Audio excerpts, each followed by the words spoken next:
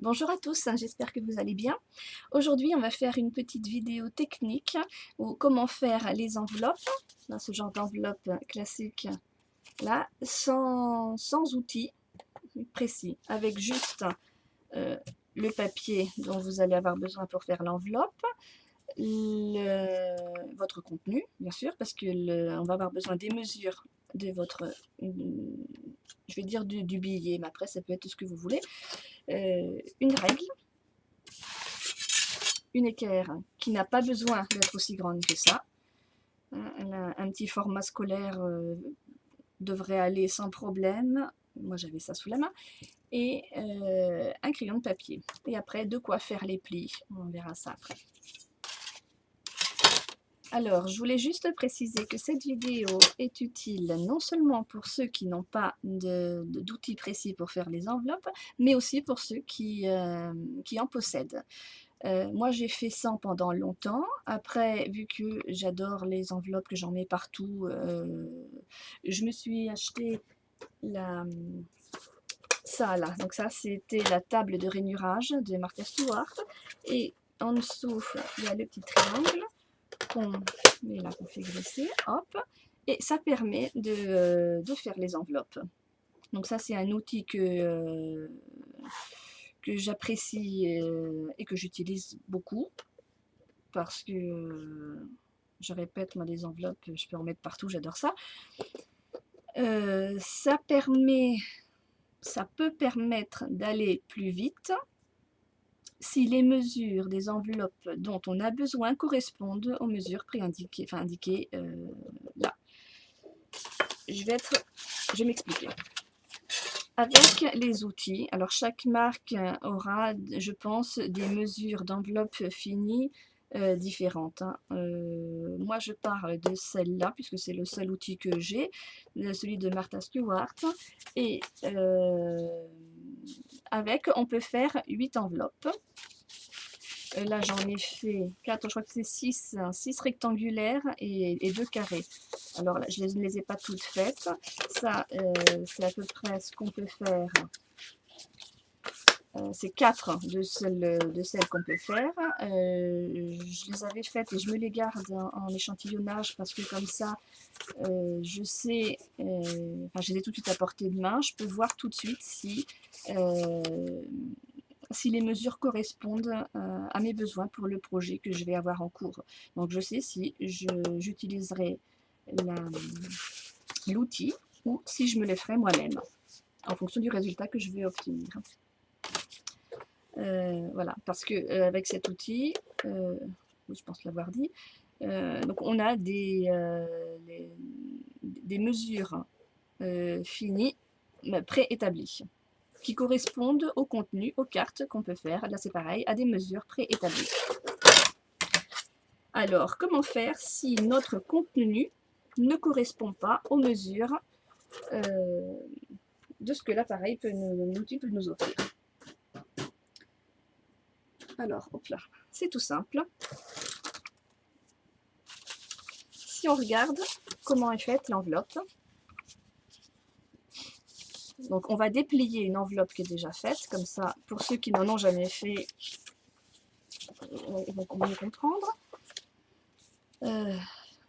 Donc on part d'un carré de papier cartonné, dans lequel on va faire 4 plis.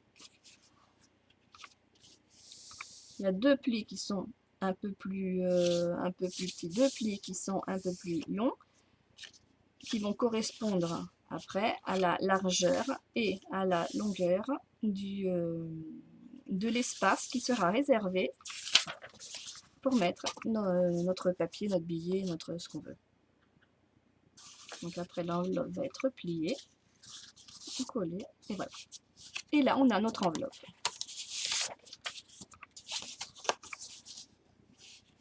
Alors, comment calculer ou faire les plis?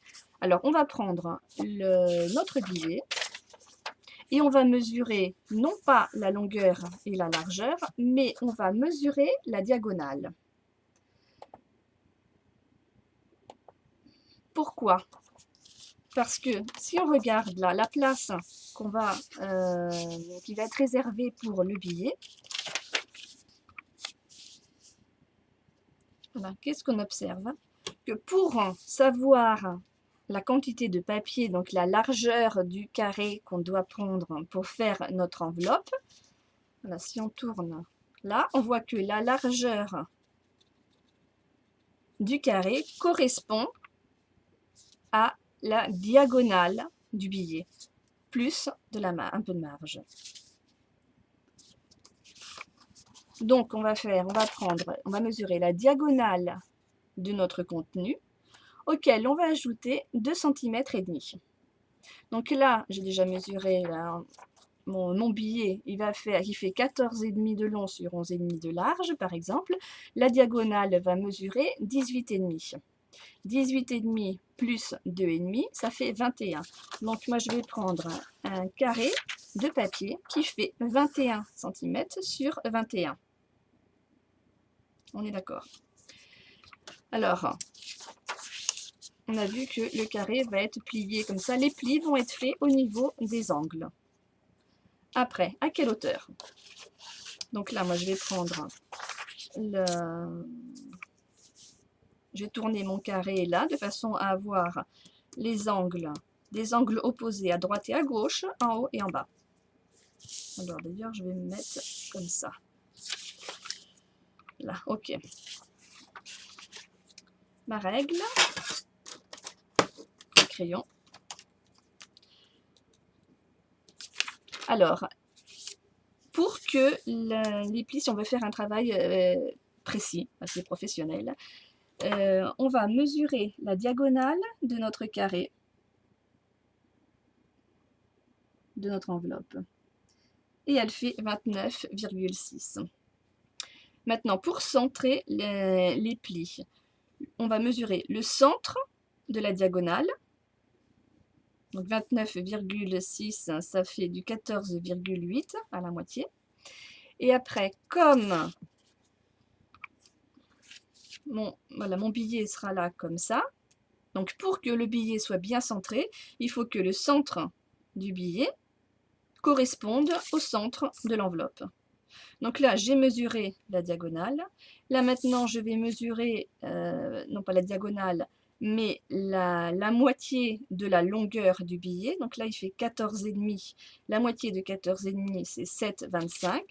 Donc, je vais partir du milieu de la diagonale et je vais mesurer 7,25 à gauche et 7,25 à droite du centre de la diagonale. Et là, je me retrouve avec mes 14,5 qui correspondent à la longueur du billet. Voilà, j'espère que je suis claire. Et comme moi, je préfère avoir un peu de marge, je ne veux pas que le billet rentre juste dans l'enveloppe, surtout si le carton est un peu épais, s'il est double, si on a collé quelque chose par-dessus. Donc, moi, en général, j'aime bien laisser 1/2 centimètre de marge de chaque côté. Donc là, 7,25 plus 0,5. Et là, je vais faire 7,25 plus 0,5. Et alors après, pour pouvoir faire des plis droits, c'est là qu'intervient l'équerre. Et alors, est-ce que je vais avoir assez de place maintenant, moi? Alors, je vais me reculer là.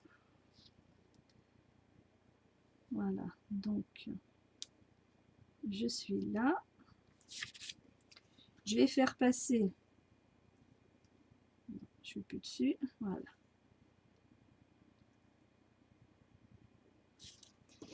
Donc je prends mon équerre, et je vais là où j'ai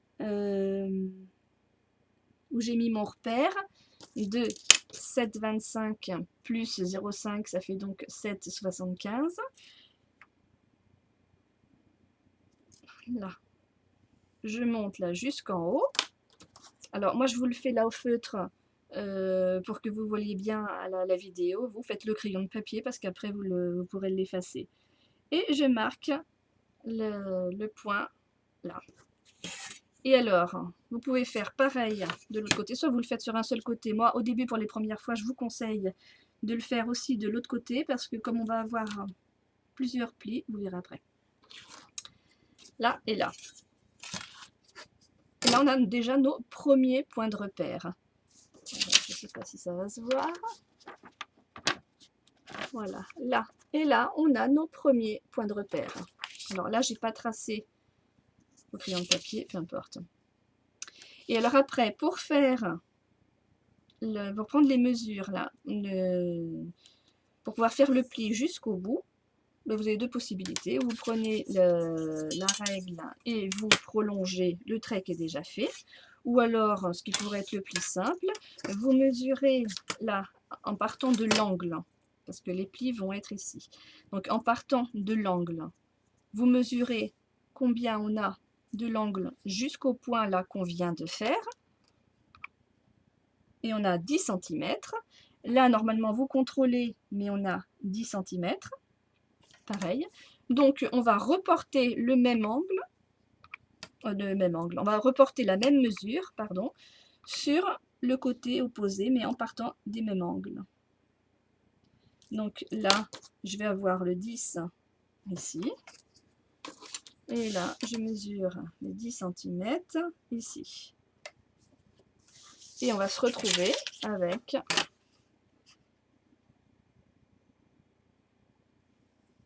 alors là, je vous ferai voir après pourquoi je le marque.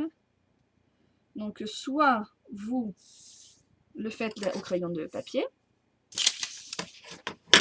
soit vous le pliez tout de suite.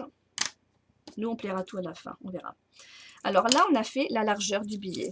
Donc, on va pouvoir faire ces plis, là, ici, qui correspondent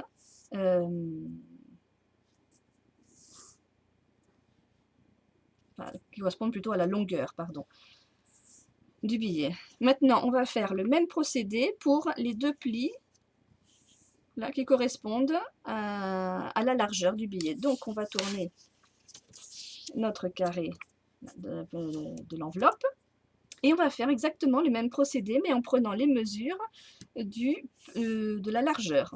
Donc, moi, mon billet, il fait 11,5 de large. Alors, on va remesurer la diagonale.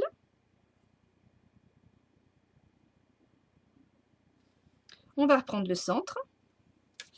Et on recommence. Ah non, on mesure. Qu'est-ce que j'ai dit? 11,5. Alors, 11,5 divisé par 2, ça fait 5,75. Donc, je prends le milieu de ma diagonale. Je vais 5 cm et 75 mm à gauche, 5,75 à droite. Et là encore, je rajoute mes 5 mm à droite et à gauche. Et après, pareil, je reprends mon équerre. Oups, j'ai bougé. Voilà, je reprends mon équerre. Je vais donc au point de repère indiqué, qui correspond à la moitié de la largeur du billet. Donc ça correspond à la moitié de la largeur du billet plus les 5 mm. Et hop, je remonte. Là, je marque le point de repère. Pareil de l'autre côté. Là, et on va refaire le même procédé. On va mesurer, donc là, on s'occupe de ces deux angles-là. Donc, on va mesurer de l'angle au point de repère qu'on vient de faire. Et ça me fait, là, je crois que c'est 12,2. Je vais reporter la même mesure ici, en 12,1. Je reporte la même mesure ici. Là, je contrôle, ça devrait faire pareil. Voilà, 12,1. Je reporte la mesure de ce côté. Voilà. Et on a, je rejoins donc les deux points qu'on vient de trouver, de marquer. Là, pareil. Et voilà. Et je me retrouve avec, mon enveloppe est pratiquement faite, avec les 4 plis qui m'ont formé l'enveloppe qui sera à la mesure que je souhaite pour mon contenu. Alors vous allez me dire, oui, alors c'est quand même laborieux comme travail. Si j'en ai une à faire, d'accord, mais si je dois en faire 10 ou 12 pour un projet, là par exemple, moi quand j'ai fait mon carnet de voyage comme ça à base d'enveloppe, là j'en avais fait 6, si on veut en faire plus, voilà, vous allez me dire, c'est quand même laborieux comme travail. Non, parce que, je vous explique tout de suite, si vous en avez 10 à faire, pareil, vous en faites une comme ça, ou vous faites un brouillon que vous gardez, si c'est une mesure d'enveloppe que vous êtes susceptible après de réutiliser pour d'autres projets. Vous gardez ça comme échantillonnage, et vous marquez, vous mesurez les points qui correspondent au pli qu'on aura à faire, à partir des angles. Donc là, on sait que là, c'était 10 cm. Donc là, pour le point rouge, il est à 10 cm en partant de l'angle. Et donc là, pareil. Donc là, c'est 10 cm en partant de l'angle. Ici, pareil. En partant d'ici, de là à là, c'est 10 cm. Et pareil, de là à là. Et puis par contre, le bleu, vous faites pareil pour le bleu, c'était 12,1 il me semble. Voilà. Donc là, vous savez que le bleu, de là à là, c'est 12,1. Il avait 10 cm, je vais le mettre ici. Et ça correspond de là à là.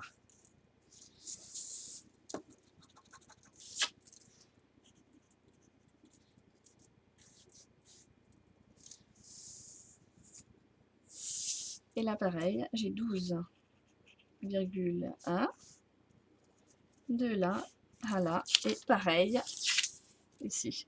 Vous avez deux mesures à retenir.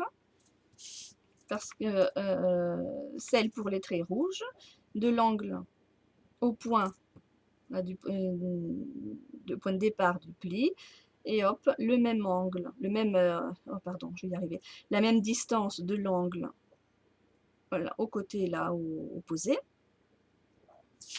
Et pareil pour ici. Donc en tout, il y avait deux mesures à retenir, la 12,5, non 12,1, pardon.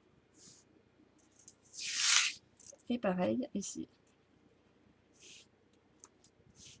Et comme ça, là vous avez votre modèle. Vous n'avez plus qu'à prendre un carré là, de 21 sur 21. Vous prenez la mesure, là, 10 cm ici, vous faites les deux points, 10 cm et 12,1 en partant de cet angle-là, 10 en partant de cet angle-là. Pareil pour les autres angles. Et après, vous marquez vos plis, vos enveloppes sont faites. Après, vous faites en travail à la chaîne. Et vous n'en avez pas pour très longtemps. Pas tellement plus longtemps qu'en utilisant l'outil. Sauf que là, vous l'avez à votre mesure. Alors maintenant, pour faire les plis, qu'est-ce qu'on utilise? Bon, soit vous pliez comme ça, directement, vous faites le trait au crayon de papier. Vous retournez la feuille, c'est plus facile de prendre le repère. Et vous pliez directement là. Ou alors, si vous voulez marquer les plis, moi je vous conseille, où est-ce que je l'ai mis? Voilà. Un petit tapis de souris, si l'enveloppe n'est pas trop grande, si ça loge, là vous le prenez en biais. Un petit tapis de souris qui est un peu plus mou que le tapis de découpe, et ça permet au papier de mieux prendre le pli. Alors qu'est-ce qu'on peut utiliser? On peut utiliser un plioir. On peut utiliser ces d'auteurs,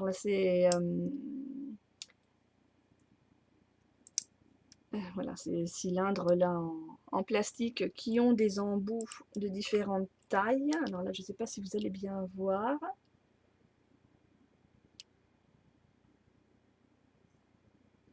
Voilà. Alors, ça m'est arrivé d'en utiliser pour faire les pliages.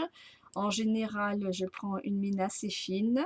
Par contre, si vous utilisez du papier aquarelle de 300 grammes et que vous devez le plier, je ne sais pas si ça marquerait vraiment bien les plis. Il faudrait peut-être prendre une pointe, un embout qui soit légèrement plus gros.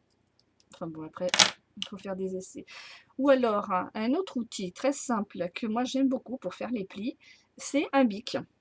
Alors bien sûr qui n'écrit plus, mais qui a l'embout là comme ça en la, la petite bille. Je pense qu'elle tourne. Enfin bon, moi je trouve ça fait des plis assez fins, bien marqués. Alors, je vais vous faire voir. Je ne sais pas si vous allez tellement voir là en vidéo à la caméra, mais voilà. Donc ça glisse très bien. Alors, il ne faut pas appuyer comme une brute non plus dessus, parce que là, c'est du papier, voilà, je l'ai percé, forcément, c'est du papier imprimant, quoi. Avec le papier scrap, ça ne pose aucun problème. Voilà, et on marque les plis. Alors, 1, 2, après.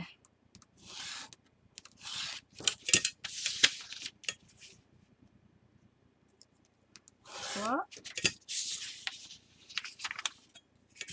4. Alors, dans certains outils, parce qu'ils ne sont pas tous pareils, moi par exemple, dans le mien, je n'ai pas. Il y a certaines marques qui ont, vous faites vos plis et après, vous avez la petite perforatrice qui vous enlève ces quatre angles-là. Parce que là où il y a l'intersection des lignes, ça va être dans le pli, ça va gêner. Alors, je vais vous faire voir. Une fois qu'on a plié, qu'on a fait nos plis.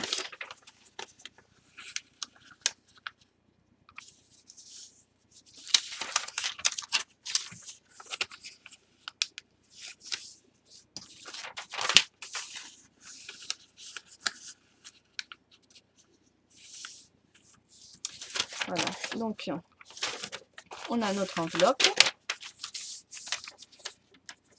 Et là, vous voyez qu'en pliant, on a ce petit triangle là qui se superpose. Donc ça fait trop d'épaisseur de papier, ça alourdit et ça rend le travail plus grossier. Alors, moi, je vais toujours couper à la main. J'ai jamais eu de problème.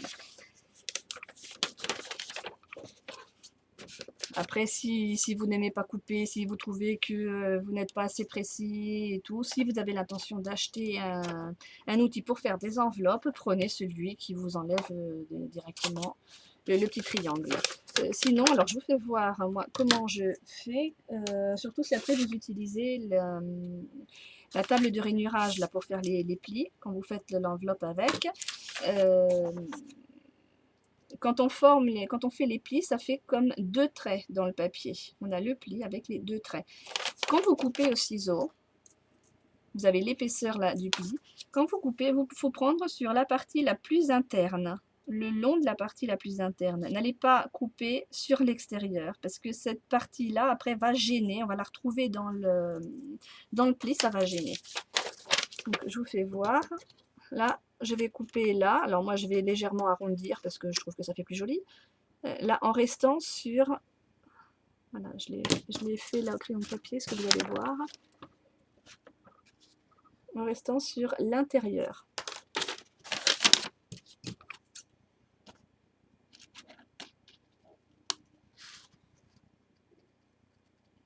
Voilà. Et on va faire pareil des quatre côtés.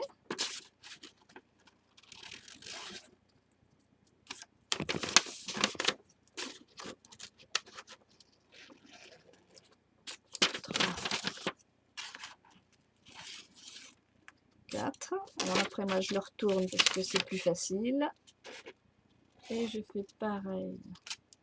Voilà. 1,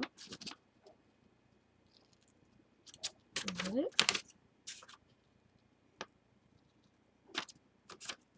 3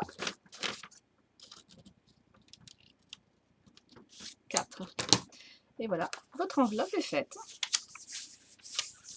Là, là, vous n'avez plus qu'à coller là. Et alors après, vous choisissez, vous la laissez comme ça. Ou vous coupez là, cette petite pointe si vous préférez. Donc là, vous prenez les mesures là, là où ça arrive. Et puis, hop, vous tracez un trait au crayon de papier si vous voulez. Moi, je vais le faire directement. Et vous coupez. Ça, c'est à vous de voir si vous voulez garder la pointe là ou pas. Et voilà, l'enveloppe est finie. Elle est aux mesures de ce que vous vouliez mettre dedans. Ça rentre impeccable, ça rentre, ça sort. Il y a un petit peu de jeu qui permet d'avoir un petit peu d'épaisseur aussi sur le billet. Et voilà, c'est fait. Et alors, pour répondre à la question qui m'avait été posée justement à propos des enveloppes, comment j'ai rattaché les enveloppes à la partie là de la reliure. Je les ai tout simplement cousues. Voilà, donc j'ai fait 3 trous que j'ai reformé, que j'ai marqué là sur la reliure et je les ai cousus, tout simplement. Voilà, alors ben, j'espère que cette vidéo vous aura été utile. Je vous souhaite bon travail et puis à bientôt dans une prochaine vidéo. Merci, au revoir.